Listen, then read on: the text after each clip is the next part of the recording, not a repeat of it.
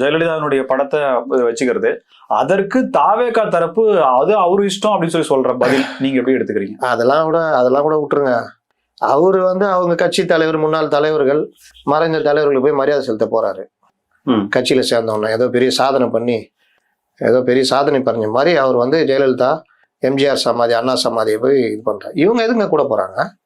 மாநில நிர்வாகிகள் எல்லாரும், விஜய் தவிர எல்லாம் கூட. கொள்கை தலைவரா படங்களே வச்சிருக்காரு. அண்ணா வச்சிருக்காரு சார். அண்ணா வச்சிருந்தா கொள்கை தலைவரா படம் வச்சிருக்காரு. எடுக்கிறாங்களா சார்? எம்ஜிஆர் எடுக்கிறாங்க. ஏங்க அது அவங்களுடைய தேவைக்கு இவங்களை வச்சா போனி ஆகாது, விஜய் சொன்னா போனி ஆகாதுன்ட்டு ஜெயலலிதா, எம்ஜிஆர் அண்ணான்னு எடுக்கிறாங்க. தேவைப்பட்ட ஜெயலலிதா கூட எடுப்பாங்க. இதுவே கடன் வாங்குற கதை தான். நான் சொல்றது, நீங்க அது பிரச்சாரத்துல ஏதோ சொல்லிக்கிறீங்க, போட்டுக்கிறீங்க, ரைட், ஓகே. அவங்க சமாதிக்கு போறாருங்க, நீங்க எங்க போறீங்கன்னு கேக்குறேன். ஜெயலலிதா மேல உங்களுக்கு மாறுபட்ட கருத்து இருக்கா இல்லையா? அப்புறம் எதுக்கு நீங்க ஜெயலலிதாவுக்கு போறீங்க?